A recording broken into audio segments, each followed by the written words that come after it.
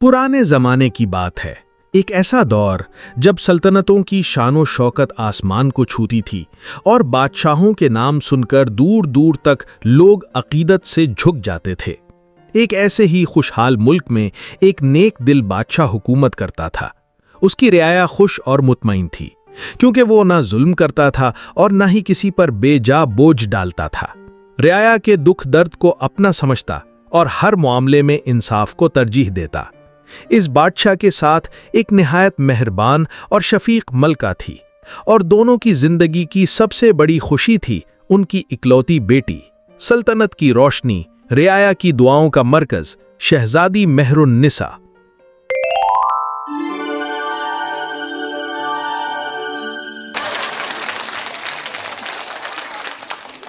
शहजादी मेहरुन्निसा हुस्न में मिसाल थी।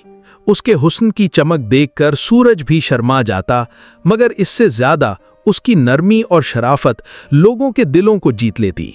वो अक्सर महल की ऊंची दीवारों को छोड़कर अवाम के बीच जाती, यतीम बच्चों के सर पर हाथ रखती, बीमारों की अयादत करती और गरीब औरतों के लिए कपड़े और खाना भिजवाती। महल की जिंदगी शानदार थी, सब कुछ ठीक चल रहा था। महल की फिजाओं में हमेशा हंसी और खुशबू बिखरी रहती थी, मगर एक दिन ये सब कुछ बदल गया। एक सुबह शहजादी मेहरुन्निसा के कमरे से नौकरानियों की घबराई हुई चीखें सुनाई दीं। शहजादी के चेहरे की चमक फीकी पड़ गई थी, जिस्म बुखार से तप रहा था और वो कमजोरी के बायस बोल भी ना पा रही थी। महल में कहराम मच गया। मलका की आंखें आंसुओं से भरी रहती थीं और बादशाह, जो अपनी राया के दुखों का सहारा था, आज खुद बेबस नजर आ रहा था। महल के बड़े हॉल में एक हंगामी दरबार लगाया गया। बादशाह फिक्र भरी आवाज में, मेरे वजीर, सल्तनत के हर कोने से बेहतरीन हकीमों को बुलाओ। जो भी मेरी बेटी को शिफा देगा, मैं उसे अपनी आधी सल्तनत और बेशुमार खजाने दूंगा। फौरी तौर पर पैगाम भेजे गए।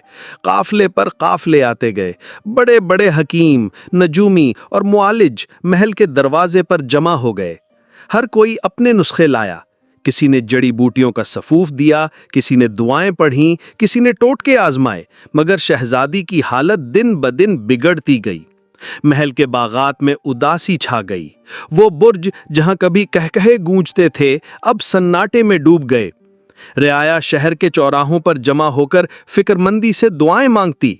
सब कहते, अगर शहजादी को कुछ हो गया तो ये सल्तनत अंधेरों में डूब जाएगी। बादशाह रातों को जागता रहता, मुसल्ले पर बैठकर दुआएं करता। मलका की आंखों के नीचे सियाह हल्के पड़ गए। हर गुजरते दिन के साथ उम्मीद टूटने लगी और पूरे मुल्क पर एक अजीब सी उदासी छा गई। लेकिन उसी वक्त किस्मत एक नया मोड़ लेने वाली थी। एक ऐसा शख्स आने वाला था जिसकी तकदीर शहजादी की जिंदगी से जुड़ने वाली थी। महलों और शहरों की हंगामा खेजी से दूर एक पुरसुकून वादी में एक नौजवान हकीम रहता था, जिसका नाम अहमद था। वो एक इल्म दोस्त और दूसरों को शिफा देने वाला हकीम था। उसके अंदर दौलत के चमक और गुरूर की झलक तक न थी। अहमद बचपन से अपने वालिद हकीम फरीदुद्दीन की शागिर्दी में रहा था। फरीदुद्दीन ने अपनी पूरी जिंदगी हिकमत के इल्म को जमा करने में गुजारी। वो मुल्क मुल्क घूमता, नायाब जड़ी बूटियां ढूंढता, हर इलाके के पुराने नुस्खे और इल्म को अपनी किताब में लिखता। उसके पास हिकमत की एक ऐसी किताब थी जो सदियों का इल्म समेटे हुए थी। लेकिन एक दिन जब फरीदुद्दीन की सांसें मध्यम होने लगीं, उसने अहमद को अपने करीब बुलाया। फरीदुद्दीन कमजोर आवाज में, बेटे, मेरी एक ख्वाहिश है जो मैं जिंदगी भर ना पूरी कर सका। मैं चाहता था कि एक मदरसा बने जहां हर घर के बच्चे, चाहे वो गरीब हों या यतीम, हिकमत और इलाज का इल्म सीखें। ये इल्म सिर्फ उमरा या महल्लों तक महदूद न रहे, बल्कि यही बच्चे बड़े होकर खुद हकीम बने और ये रोशनी हर गांव और बस्ती तक पहुंचाएं, ताकि कोई मरीज इलाज के लिए दरबदर न फिरे। लेकिन मेरी उम्र बीत गई और सरमाया कम रहा। अहमद, अगर कभी तुम्हें मौका मिले तो ये ख्वाब जरूर पूरा करना। याद रखना बेटे, लालच और खुद गर्जी को दिल में आने न देना اور خدا ترسی کو کبھی نہ چھوڑنا۔ پھر اس کا والد کچھ عرصے بعد دنیا فانی سے کوچ کر گیا، لیکن اس کے والد کے الفاظ احمد کے دل پر ہمیشہ کے لیے ثبت ہو گئے۔ اس دن کے بعد ہر علاج احمد کے لیے صرف روزی نہیں بلکہ عبادت بن گیا۔ ایک دن احمد اپنے کسی تجارتی کام کے لیے ایک عظیم سلطنت میں آیا، لیکن اس سلطنت کے بازاروں میں خوشی کے بجائے خوف اور غم کی لہر دوڑ رہی تھی۔ ہر زبان پر ایک ہی بات، لوگ سرگوشیوں میں ایک دوسرے سے گفتگو کر رہے تھے، پریشانی ان کے چہروں سے عیاں تھی۔ ہائے، شہزادی مہر النساء کئی ہفتوں سے بیمار ہے، بڑے بڑے حکیم ہار گئے، بادشاہ ہر اس شخص کو بلا رہا ہے جو علاج کر سکے۔ احمد کے دل میں بھی یہ سن کر رحم اور تجسس دونوں پیدا ہوئے۔ شاید اس کے والد کی کتاب میں لکھا کوئی نایاب نسخہ اس بیماری کا علاج ہو، اور شاید یہی لمحہ اس کے والد کے خواب کو حقیقت بنانے کا آغاز ہو۔ احمد محل کے شاندار دربار میں پہنچا۔ بادشاہ تخت پر بیٹھا تھا، چہرے پر فکر کی گہری لکیریں۔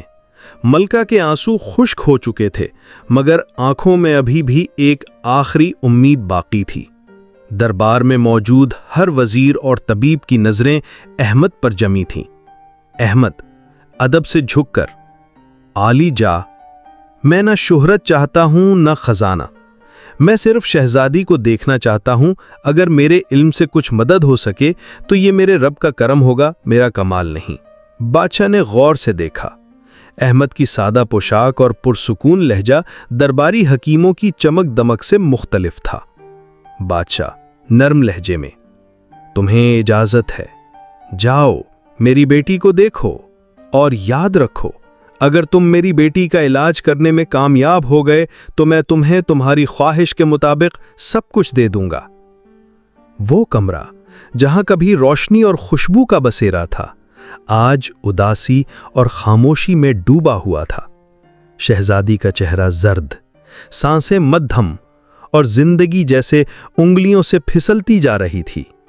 احمد نے نبض دیکھی، اپنی کتاب کے صفحات پلٹے اور دھیرے سے کہا، احمد آہستہ سے، علاج ممکن ہے، لیکن اس کے لیے ایک ایسا پھول چاہیے جو صرف پرانے جنگل کے ایک پوشیدہ غار میں اگتا ہے، لیکن وہ جگہ عام انسانوں کے لیے نہیں ہے۔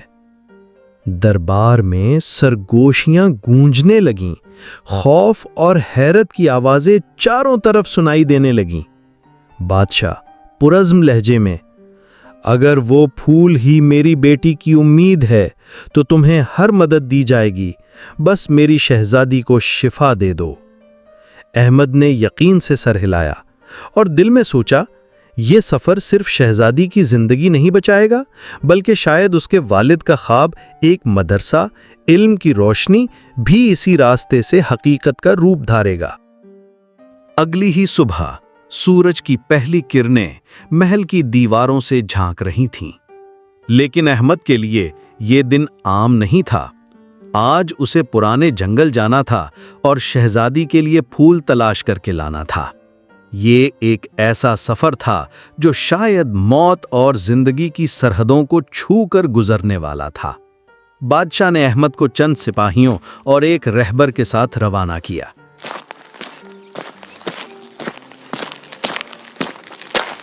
لیکن جیسے جیسے وہ قافلہ محل سے دور اور جنگل کے قریب پہنچا، رہبر کے قدم سست ہونے لگے۔ رہبر گھبراہٹ سے، حضور، یہ وہی پرانا جنگل ہے جہاں سورج بھی گھسنے سے ڈرتا ہے۔ کہتے ہیں وہاں سایوں کی مخلوقات ہیں اور غار کی حفاظت کرنے والا ایک اژدہا جسے کسی نے کبھی شکست نہیں دی۔ سپاہیوں کے چہروں پر بھی خوف کی لکیریں نمایاں ہو گئیں۔ احمد نے کتاب کو سینے سے لگایا، آسمان کی طرف دیکھا اور دھیرے سے بولا، احمد دعا کرتے ہوئے، اے رب العالمین، یہ سفر نہ میرے لیے ہے نہ دولت کے لیے، یہ ایک بے قصور جان کو بچانے اور میرے والد کی نیک خواہش کو پورا کرنے کے لیے ہے، میری رہنمائی فرما۔ تمام سپاہی اور رہبر پیچھے رہ گئے، لیکن احمد ایک عزم صمیم لیے ہوئے آگے بڑھتا گیا۔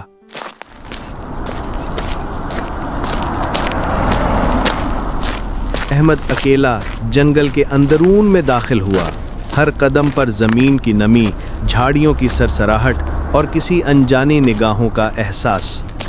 گھنٹوں کی تھکن، گھنے جنگلوں کی اجڑی پگڈنڈیوں اور ڈراؤنی خاموشی کو برداشت کرنے کے بعد آخرکار احمد ایک پراسرار پہاڑ کے سامنے پہنچا۔ پہاڑ کے دامن میں ایک سیاہ غار کا دہانہ، غار ایسا جیسے صدیوں سے کسی راز کو چھپائے بیٹھا ہو، اور اندر سے آتی ٹھنڈی ہوا گویا کسی اندیکھے خطرے کی خبر دے رہی ہو۔ احمد نے آسمان کی طرف دیکھا اور آہستہ سے دعا کی، اے رب، یہ سفر نہ دولت کے لیے ہے نہ شہرت کے لیے، یہ ایک زندگی کو بچانے اور میرے والد کی نیک خواہش پوری کرنے کے لیے ہے، میری حفاظت فرما۔ احمد نے ہمت باندھی اور غار میں قدم رکھا۔ غار کے اندر ہر طرف نمی، اندھیرا اور ایک عجیب سی خاموشی تھی۔ کبھی دور سے پانی کے قطروں کی ٹپ ٹپ، اور کبھی یوں محسوس ہوتا جیسے کوئی سایہ پاس ہی حرکت کر رہا ہو۔ کچھ فاصلے پر غار کے عین وسط میں ایک روشنی کی کرن نیچے گر رہی تھی، اور اسی روشنی میں نہایا ہوا ایک نایاب نیلا چمکتا ہوا پھول کھڑا تھا، وہی پھول جو شہزادی کی زندگی بچا سکتا تھا۔ احمد نے احتیاط سے آگے بڑھ کر پھول توڑنے کے لیے ہاتھ بڑھایا ہی تھا کہ زلزلے جیسی گڑگڑاہٹ اور اژدہے کی غراہٹ سے اچانک زمین ہلنے لگی، غار کی دیواروں سے پتھر گرنے لگے۔ اندھیرے سے ایک گرجدار آواز ابھری، رک جاؤ انسان، یہ پھول صدیوں سے میرے پہرے میں ہے۔ ہر لالچی، خود غرض اور بہادر کہلانے والا یہاں آیا، لیکن کوئی زندہ واپس نہ گیا۔ تمہاری ہمت کیسے ہوئی یہ پھول توڑنے کی؟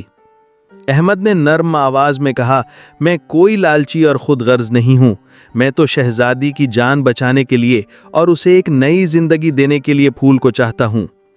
اژدہے نے دوبارہ گرجدار آواز میں کہا، اگر تم واقعی اس پھول کو چاہتے ہو تو پہلے میرے 3 سوالوں کا جواب دو۔ اگر جواب نہ دے سکے تو یہ غار تمہاری قبر بن جائے گا۔ احمد نے ایک لمحے کے لیے اپنی کتاب کو سینے سے لگایا، اپنے والد کی نصیحت یاد کی، لالچ کو دل میں نہ آنے دینا اور خدا ترسی کو کبھی نہ چھوڑنا۔ پھر اژدہے کی سرخ آنکھوں میں دیکھتے ہوئے کہا، پوچھو، لیکن یاد رکھو، میں یہاں اپنی جان بچانے نہیں بلکہ کسی اور کی جان بچانے آیا ہوں۔ میرا یقین اور علم تمہارے خوف سے بڑا ہے۔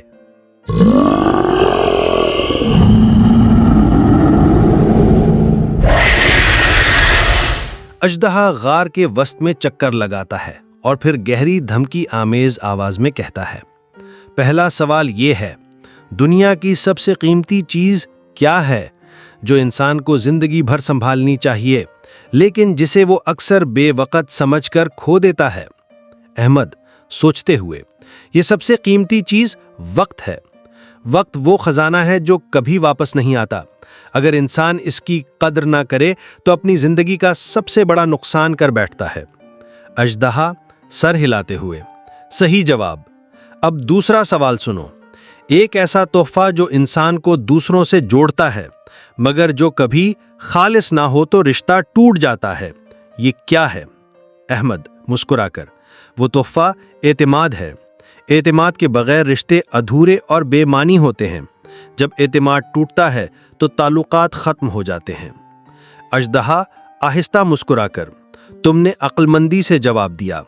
آخری سوال سن لو، ایسی چیز جو دکھ میں انسان کو سہارا دیتی ہے لیکن اگر دل سے نکل جائے تو زندگی اندھیروں میں ڈوب جاتی ہے، وہ کیا ہے؟ احمد، دل سے، وہ ایمان ہے۔ ایمان سے ہی انسان کو صبر، ہمت اور امید ملتی ہے۔ اگر ایمان کمزور پڑ جائے تو زندگی بے معنی ہو جاتی ہے۔ اژدہا گہری سانس لیتے ہوئے، تم نے میرے سوالوں کے جوابات دیانتداری اور حکمت سے دیے۔ تم سے پہلے جو بھی شخص یہاں آیا ان میں سے کوئی بھی میرے سوالات کے جوابات نہ دے سکا اور پھر یہیں ایڑیاں رگڑ رگڑ کر مر گیا۔ یہ جو تمہیں یہاں ارد گرد کھوپڑیوں اور ہڈیاں پڑی نظر آ رہی ہیں، یہ انہی اشخاص کی ہیں جو لالچ اور ہرس میں اندھے ہو کر یہاں آئے تھے۔ لیکن تم مجھے عقل مند اور رحم دل لگے ہو، اسی وجہ سے تم میرے تمام سوالوں کا جواب دینے میں کامیاب ہو گئے ہو۔ یہ پھول تمہارا حق ہے، لے جاؤ اور اپنی شہزادی کی زندگی بچاؤ۔ اژدہا پھول احمد کے ہاتھ میں دیتا ہے۔ احمد نے پھول کو نرمی سے پکڑا، شکریہ ادا کیا اور جلدی سے محل واپس لوٹنے کے لیے روانہ ہو گیا۔ یہ پھول نہ صرف قدرت کی ایک نعمت تھا بلکہ احمد کے والد کی نصیحت اور ایمان کی جیت کا ثبوت بھی تھا۔ اب احمد کے ہاتھ میں وہ دوائی تھی جس سے شہزادی کی جان بچائی جا سکتی تھی۔